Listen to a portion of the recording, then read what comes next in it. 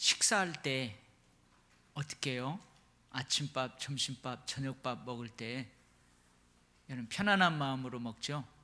그래서 오늘 이제 영의 양식을 먹는다 생각하고 여러분 편안한 마음으로 드시기를 바랍니다. 아멘. 네. 여러분 식사할 때 졸아요? 밥 먹을 때 이렇게 졸면서 먹어요? 안 그러잖아요. 오늘 영의 양식을 드실 때에도 여러분 졸지 마요. 졸지 말고. 물론 아이들은 또 가끔 먹다가 이렇게 자더라고요. 편한 마음으로 영의 양식을 활짝 열고 받아들이시면 여러분 큰 은혜가 될 줄 믿습니다. 아멘. 우리 지난주 설교 제목이 뭐였죠? 남은 자들이었죠. 하나님께서 노아에게 너 방주를 만들어라, 그리고 생명을 보존하게 하라. 근데 이 노아가 나아가서 외쳐요. 사람들아, 이제 얼마 안 있으면 하나님이 이 땅에 무지막지하게 물을 쏟아 부을 거다. 땅과 함께 모두 다 쓸어버릴 것이다. 여러분들도 회개하고 이 방주에 들어와서 구원을 받으라. 그렇게 외치는데 사람들이요, 콧방귀도 안 껴요. 전혀 반응하지 않습니다. 여전히 부패하고 포악한 삶을 청산하지 않아요.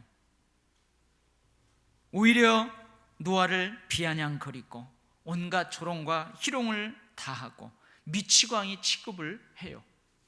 그래도 노아는 어떻게 했어요? 성실하게 진실함으로 하나님께서 명하신 대로 다 준행을 합니다.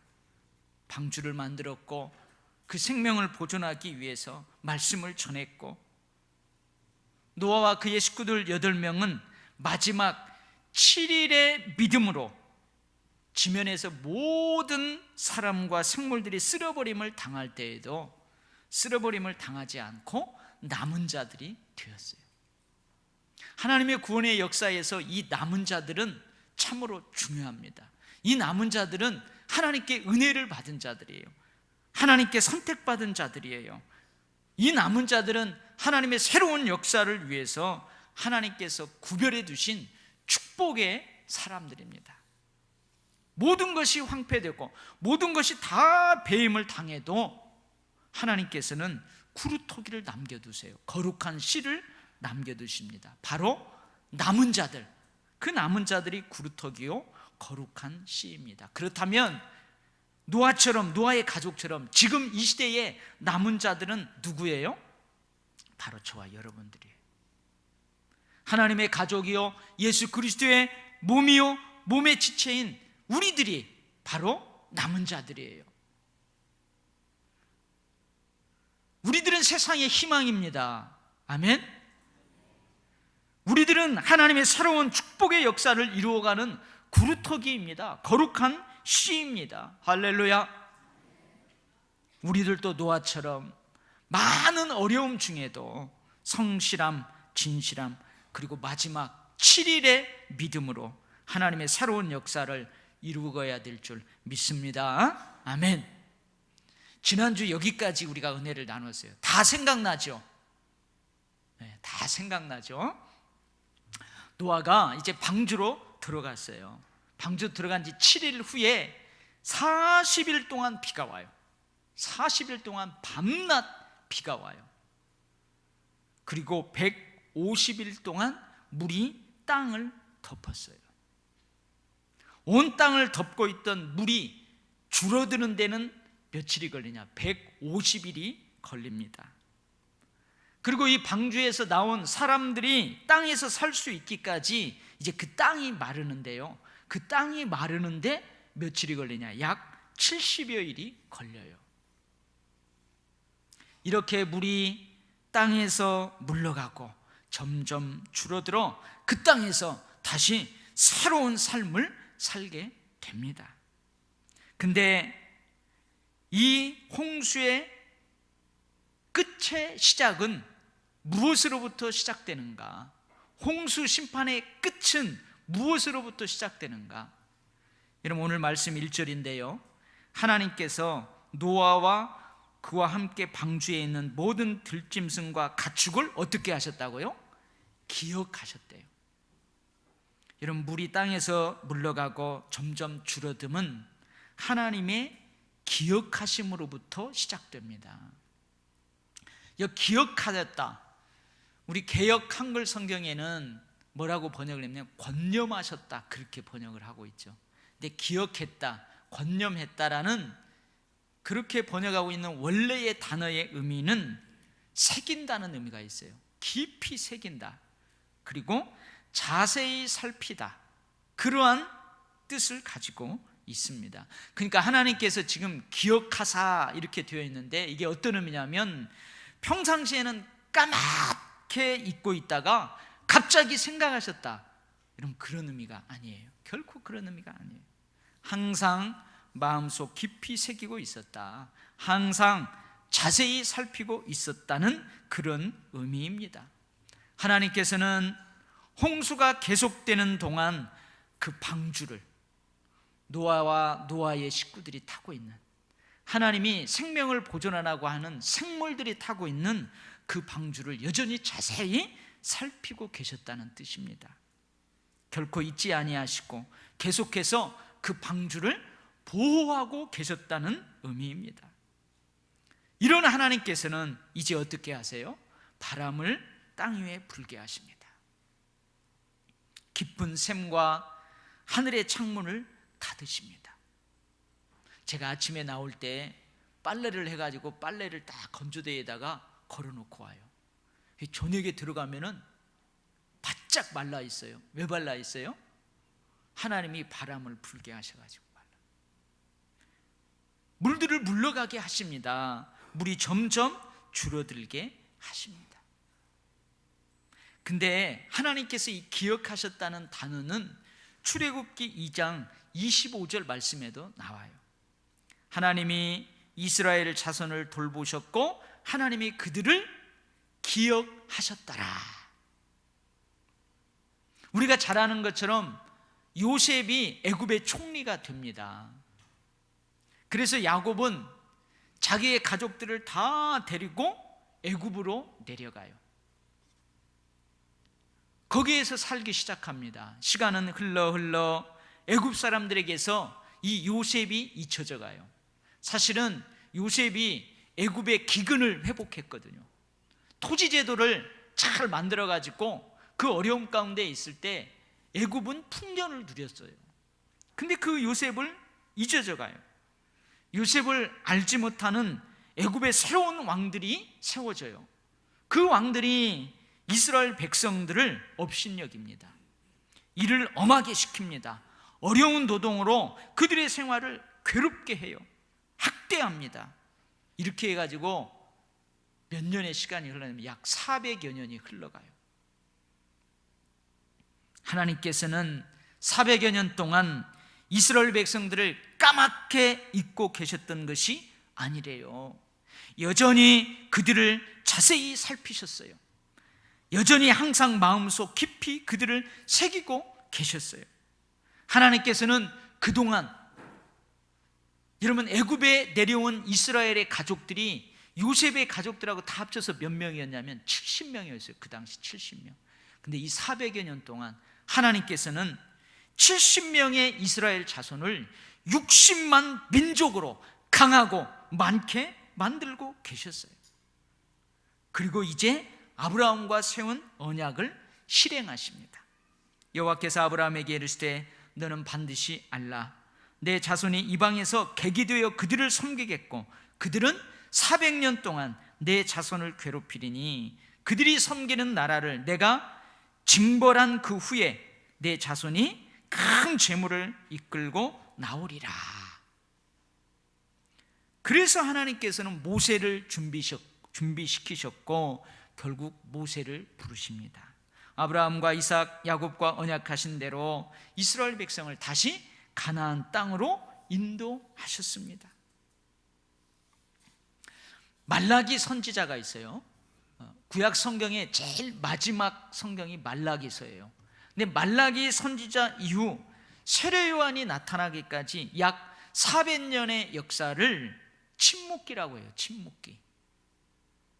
그러나 사람들이 하나님께서 침묵하고 계신다고 느끼는 그 역사 속에서도 여전히 하나님께서는 역사를 살피고 계셨어요. 선지자들을 보내 선포하신 구원의 약속들을 여전히 마음속 깊이 새기고 계셨습니다. 이 땅에 예수 그리스도를 보내실 준비를 하고 계셨습니다. 할렐루야. 사랑하는 우리 도율교회 성도 여러분, 우리의 믿음이 여기에 있어요. 우리의 인내가 여기에 있어요. 한번 생각을 해보세요. 그동안 경험해보지 못했던 폭우가 40일 동안 밤낮 없이 쏟아집니다. 하늘에서는 마치 하늘이 뻥 뚫린 듯이 장대비가 쏟아져요. 우리 막 장대비가 쏟아지면 뭐라고 그래요? 대하로 물을 퍼붓는다고 하잖아요. 대하로 물을 퍼붓듯이 쏟아져요. 여러분, 땅에서는 지하수가 터져가지고 막 여기저기서 솟구쳐 올라요. 150일 동안 방주는 키가 없어요. 엔진이 없어요. 방향타가 없다니까요. 이리 휩쓸리고 저리 휩쓸리면서 여기저기 떠돌아다녀요. 얼마나 무서웠을까요? 애굽의 총리로 요셉이 애굽 왕의 총애를 받을 때는 그래도 이스라엘 백성들이 살기가 괜찮았어요. 대우를 받았어요. 그런데 요셉을 모르는 왕이 세워지자 이스라엘 백성들은 학대를 받기 시작합니다. 노예 취급을 받습니다. 고된 부역으로 살아가는 그 자체가 괴로움이에요. 우리 그러잖아요. 삶이 너무 힘들면 뭐라고 그래요? 죽지 못해서 산다고 그러잖아요. 진짜 하루하루 죽지 못해서 살아가는 거예요. 과연 하나님께서 선택했다고 하는 우리를 하나님께서는 사랑하시기는 하는 걸까요? 기억하시기는 하시는 걸까요? 우리의 삶에서도 이런 상황이 있어요. 이런 때가 있어요. 물 가운데로 지나는 것 같은 때가 있어요. 깊은 물속으로 빠져만 가요. 허우적대는데 내가 잡고 그 물속에서 나올 만한, 잡을 만한 것이 안 보여요. 누군가 손을 내밀지 않아요. 그냥 깊은 물속에 막 빠져가는 것 같은 그런 때가 있어요. 불 가운데로 지나는 것 같은 때가 있습니다. 그동안 모았던 것 다 불타버리고 다 잃어버릴 것 같은 그런 상황이 있어요. 사망의 음침한 골짜기를 지나는 것 같은 여러분, 그런 상황이 있습니다. 하나님께서요, 그런 때는 하나님께서 나를 돌아보지 않는 것 같아요. 얼굴을 향하여 드사 나를 은혜와 평강으로 비추기는커녕 나에게 관심조차 없는 것 같아요. 하나님이 없는 것 같아요. 길도 없는 광야에 나 홀로 버려진 것 같은 그러한 느낌이 드는 때가 있어요. 여러분, 이러한 때, 이런 상황에서 우리의 믿음이 어디에 있어야 우리가 살 수 있는 것일까요? 우리의 믿음이 어디에 있어야 그것을 인내할 수 있고 결국은 그 터널을 빠져나올 수 있겠습니까? 하나님은 우리를 잊지 않으셨어요. 하나님께서는 여전히 나를 기억하십니다. 항상 마음속에 새기고 계세요. 하나님의 눈동자 안에 새기고 계세요. 하나님의 손바닥에 새기고 계세요. 항상 자세히 살피고 계세요. 여러분, 우리의 믿음이 여기에 있어야 돼요. 어찌 여인이 그 젖 먹는 자식을 잊겠으며 자기 태에서 난 아들을 긍휼히 여기지 않겠느냐. 그들은 혹시 잊을지라도 나는 너희를 잊지 아니할 것이라. 아멘. 연초부터 연말까지 내 하나님 여호와의 눈이 항상 그 위에 있느니라. 아멘. 여러분, 우리의 믿음이 여기에 있어야 돼요. 세상에 있는 자기 사람들을 사랑하시되 끝까지 사랑하시느니라. 내가 세상 끝날까지 너희와 항상 함께 있으리라. 할렐루야. 여러분, 이거 믿습니까? 깨닫는 게 중요해요. 여러분, 사랑은 깨닫는 것이 중요합니다. 아무리 사랑을 많이 바라도요, 그 깨닫지 못하면 전혀 사랑받고 있지 않다고 생각하고 그렇게 행동하고 그렇게 삽니다. 우리 지난주 새가족 성경 공부를 마친 분들이 특송했죠. 같이 한번 해볼까요? 그게 뭐였죠? 감사해요, 깨닫지 못했었는데 내가 얼마나 소중한 존재라는 걸. 그 다음 뭐예요? 태초부터 지금까지 하나님의 사랑은 항상 날 향하고 있었다는 걸. 여러분, 이 찬송이 얼마나 은혜가 되는지 몰라요. 여러분, 이 찬송에는요 얽혀있는 재미난 이야기가 있어요. 제가 여러분한테 한번 해줬는데, 어느 시골 교회 저녁이 되면 불도 안 들어온대요. 근데 그 시골 교회 화장실에 귀신이 나타난다는 소문이 있었대요. 근데 청년들이 밤늦게 토요일 날 모임을 가졌어요. 청년부 목사님하고 같이 모임을 가는데 청년 한 명이 화장실에 가고 싶은 거예요. 근데 옛날에는 이 교회 본관하고 화장실이 떨어져 있었어요. 귀신이 나온다는데, 아이고 그래도 급하니까 화장실에 갔대요. 가서 일을 보고 있는데 귀신이 나타난 거예요.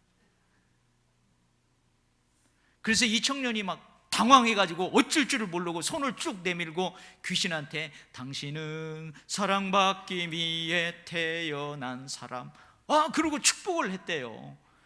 그러니까 이 귀신도 당황했대요. 지금까지 귀신을 축복하는 사람은 없었는데 얘가 축복을 하니까 귀신도 당황해가지고 얼떨결에 손을 내밀어가지고 감사해요, 깨닫지 못했었는데. 그래가지고 귀신이 회개하고 그 교회 화장실에서 떠나갔대요. 여러분, 사랑은 뭐라고요? 깨닫는 것이 중요해요. 아무리 사랑을 많이 받고 있어도 깨닫지 못하면 내가 전혀 사랑받고 있지 않다고 생각하고 그렇게 살아간다니까요. 여러분, 우리 믿음도 마찬가지예요. 여러분, 우리의 믿음이 어디에 있어야 돼요? 하나님이 기억하신다. 여기에 있어야 우리가 살 수 있어요. 우리가 인내할 수 있어요. 할렐루야. 150일 동안 땅에 넘쳤던 물은 150일에 거쳐서 점점 줄어듭니다. 하나님께서 물의 경계를 정하시고 그 경계 안으로 물들을 다 물러가게 하세요. 경계 안을 넘어 다시 돌아와서 땅을 덮치지 못하게 하십니다. 근데 이것을요 시편 기자가 그야말로 시적으로 써놨어요. 한번 제가 읽어볼게요. 시편 104편 6절에서 9절 말씀인데요, 옷으로 덮음같이, 이제 시에는 은유가 많잖아요. 옷으로 덮음같이 주께서 땅을 깊은 바다로 덮으심에 물이 산들 위로 솟아올랐으나 주께서 꾸짖으시니 물은 도망하며 주의 우레소리로 말미암아 빨리 가며 주께서 그들을 위하여 정하여 주신 곳으로 흘러갔고 산은 오르고 골짜기는 내려갔나이다. 이렇게 시적으로 표현을 해놨어요. 약 70여일이 더 지나자 이제 사람이 땅에서 살 정도로 물이 말랐어요. 여러분, 150일 동안 물이 완전히 세상을 덮었어요. 근데 이 물이 150일 동안 서서히 빠져나가요. 그리고 70여일 동안 땅이 말라요. 저는 이 기간들을 이렇게 보면서 나는 하나님이 노아의 가족을 배려하는 그 하나님의 배려를 느껴요. 여러분, 물이 점점 빠지면서 뭐가 드러나요? 뭐가 드러날까요? 물속에 수장되었던 사람들, 짐승들, 시신이 드러날 거 아니에요. 여러분, 방주에서 바로 나오면 그 시신들 때문에 못 살아요. 근데 하나님이 그 시신들 다 부패하게 바람을 막 불리고요, 다 삐싹 마르게 해가지고 70일 후에는 나가서 살게 만들잖아요. 나는 이게 하나님이 노아의 가족들을 배려한 배려다. 할렐루야. 나는 그렇게 은혜를 받았어요.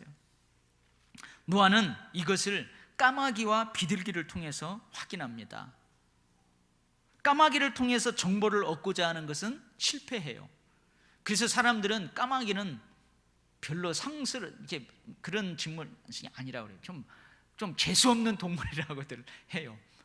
그래서 아침에 까마귀가 울면 뭐라고 해요, 사람들이? 우리나라 사람들은 까마귀가 울면 재수 없다고 그러죠. 그러나 다른 나라에서는요, 아침에 까마귀가 울면 재수 있다고 한대요. 여러분, 까마귀는 썩은 고기를 먹는 습성이 있다고 그래요. 그리고 이렇게 촉촉하게 젖어 있는 땅에도 잘 앉을 수 있대요. 물이 줄어들면서 드러나기 시작하는 여러 시체들을 먹을 수 있었어요. 그 시체들 위에 앉을 수 있었어요. 그러니 까마귀는 굳이 방주로 돌아오지 않아요. 거기를 안식처 삼아서 거기서 살아가는 거예요. 근데 비둘기는 마른 땅에만 앉는 습성이 있다고 그러네요. 그래서 주로 평지나 골짜기에서 생활하는 습성이 있대요. 이러한 비둘기의 습성 때문에 물이 건조되지 않은 땅에 앉지 못하고 비둘기는 어떻게 해요? 다시 돌아와요. 결국 물이 마르자 비둘기도 다시 방주로 돌아오지 않습니다. 드디어 방주 안에 함께 있었던 사람들이, 생물들이 다 나오게 돼요. 온 세상 사람들은 홍수로 다 죽었어요. 오직 노아 가족만 살아남아서 방주에서 나옵니다. 이들은요, 하나님의 말씀이 그대로 이루어졌다는 것을 자기 눈으로 확인합니다. 여러분, 과연 이들은 어떤 느낌이었을까요? 그들의 느낌이 어땠을까요? 여러분, 우리 하늘이 뿌옇잖아요. 그러다가 어느 날 비가 와가지고 깨끗이 씻겨나가기만 해도 여러분, 하늘이 얼마나 맑은지 몰라요. 그 공기가 얼마나 신선한지 몰라요. 근데 그것을 누구만 누리는 거예요? 노아와 그의 가족들만 누리는 거예요. 저는 이들의 느낌이 어땠을까? 한편으로는 두려움이 있었을 거예요. 야, 하나님의 말씀은 그대로 이루어지는구나. 두려움이 있었을 거예요. 그와 함께 뭐라고 설명할 수 없는 감격이 있었을 것입니다. 막 벅찬 감격이 있었을 거예요. 홍수가 완전히 끝났어요. 방주에서 나온 노아는 가장 먼저 뭘 하고 싶었을까요? 가장 방주에서 먼저 나온 노아가 먼저 한 일이 뭘까요? 뭐냐면 하나님께 제단을 쌓는 일이었어요. 여러분이 만약에 노아라면, 여러분들이 노아 가족이라면 여러분들은 방주에서 나오자마자 뭘 하고 싶으세요? 여러분들 역시 하나님께 제단을 쌓고 싶었을 줄 믿습니다. 할렐루야. 홍수 끝에 새로운 삶의 시작에 노아는 하나님께 제단을 쌓아요. 그 제단에 정결한 짐승과 정결한 새 중에서 제물을 취해서 번제로 드렸어요. 여호와 하나님께서는 그 제물을 연락하셨습니다. 아론과 그 제물처럼 기쁘게 받으셨어요. 여러분, 방주에서 나와 처음으로 노아가 하나님께 드리는 이 제사는 구원에 대한 감사의 제사예요. 모든 사람들이 홍수로 땅에서 쓸어버림을 당했어요. 그런데 오직 노아와 그와 함께 방주에 있던 자들만 남았어요. 하나님의 은혜를 입었어요. 하나님의 선택을 받았어요. 하나님의 선택과 하나님의 은혜로 구원을 받았어요. 할렐루야. 얼마나 감격스러울까요? 하나님의 기억하신 은혜에 어찌 하나님께 감사하지 않을 수 있겠어요? 하나님께서 노아와 그 가족을 선택하시고 말씀하신 약속대로 그대로 실행하셨어요. 노아만 하나님의 명령대로 준행한 게 아니에요. 하나님께서도 노아와 그 가족에게 약속한 그대로 실행하셨어요. 자신들의 눈으로 확실하게 확인했어요. 노아와 그 가족들이 이같이 큰 구원을 어찌 등한히 여길 수 있었겠습니까?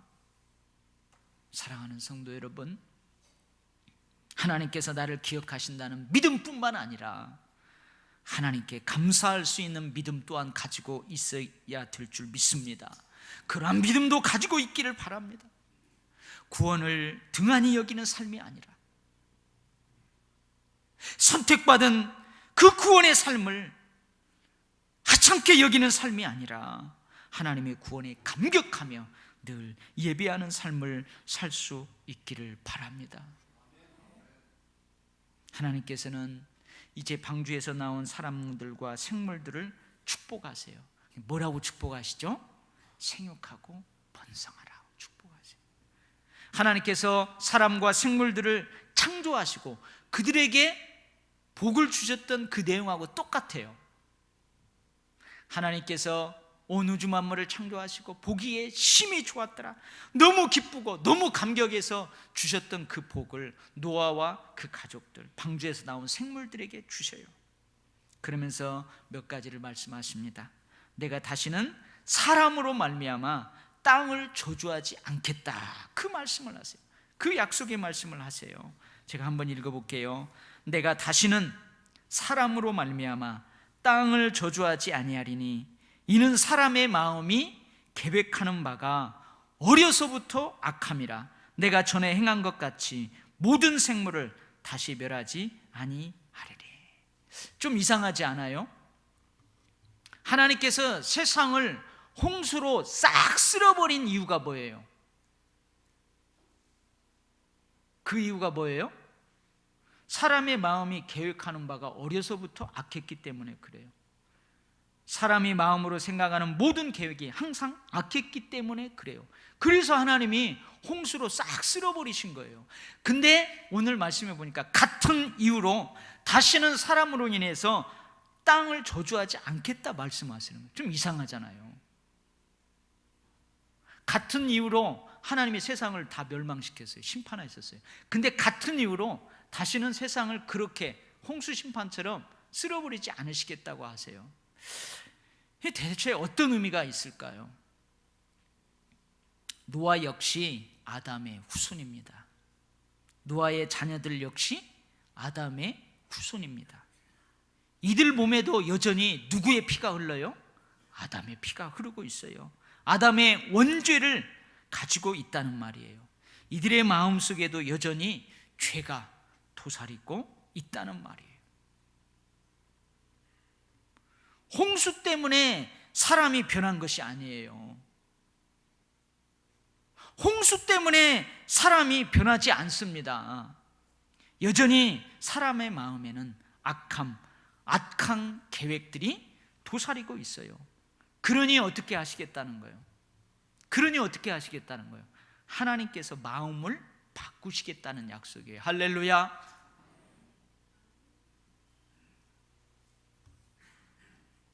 홍수로 모든 생명을 한꺼번에 멸하는 일을 앞으로는 하지 않으시겠다, 그런 의미입니다. 모든 생명을 대대적으로 쓸어버리는 홍수 심판을 다시금 일으키지 않으시겠다, 그런 약속이에요. 여러분, 그렇다고 해서 이 약속은 죄에 대해서 하나님께서 다시는 심판하지 않겠다는 그 말씀이 결코 아닙니다.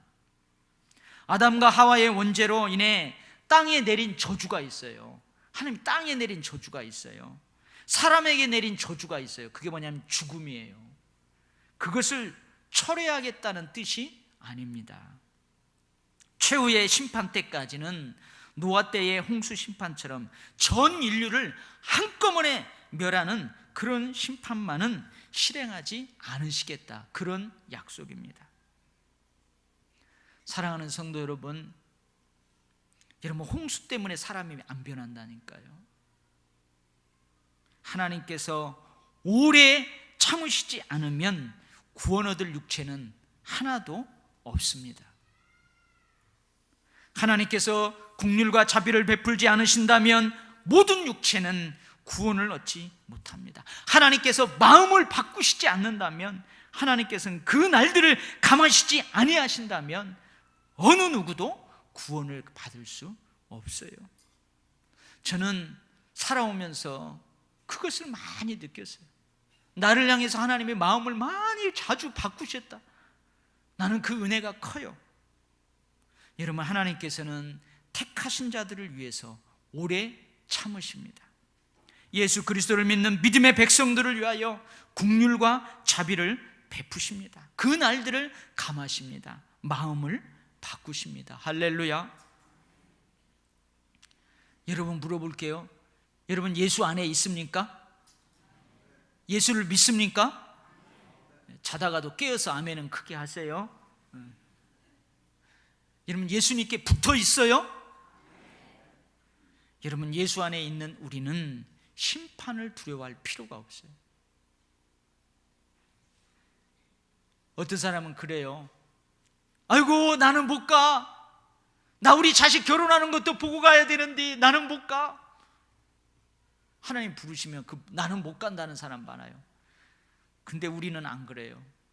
할렐루야 찬송하며 가는 거예요. 우린 죽음이 두렵지 않아요. 우린 심판이 두렵지 않아요. 왜 그래요? 예수님과 딱 붙어 있기 때문에 그래요. 예수 안에 있기 때문에 그래요. 예수 그리스도를 믿는 우리는 최후의 심판을 두려워할 필요가 없습니다. 왜 그래요? 우리에게 그날은 기쁨으로 주를 맞이하는 날이기 때문에 그래요.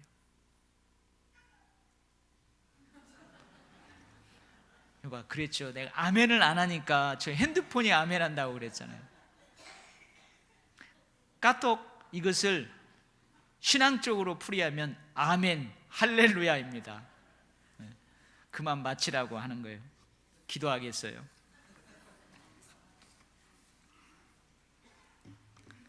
하나님 아버지, 감사합니다.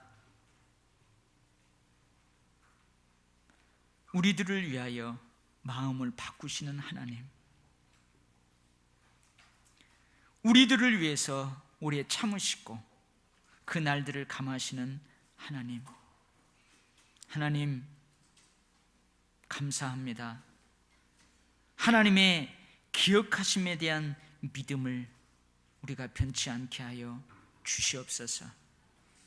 또한 구원의 감격에 늘 감사하며 예배하는 믿음 또한 갖게 하여 주시옵소서. 아버지, 오늘 이 자리에 나와 하나님께 예배하고 있는 주의 사랑하는 백성들의 그 상황과 여건은 정말 하나님이 나를 기억하기는 하시는 걸까? 하나님이 여전히 나를 보살피기는 하시는 걸까? 그런 상황에 처해 있는 사람도 있습니다. 한 주간 무거운 짐을 지고 힘들고 어렵게 살아서 얼굴이 상한 이들도 있고 마음이 상한 이들도 있습니다. 오 주님, 오늘 이 말씀 믿음으로 받아들입니다. 이번 한 주간은 회복시켜 주시옵소서. 아니, 남아있는 앞으로의 삶은 하나님께서 회복시켜 주시옵소서. 기쁘게 살게 하여 주시옵소서. 새로운 인생을 살게 하여 주시옵소서. 세상은 변하지 않는다 할지라도 우리가 변하면 그 세상은 새롭게 변화될 줄 믿습니다. 주님, 그러한 축복을 허락하여 주옵소서. 예수님 이름으로 기도하옵나이다. 아멘.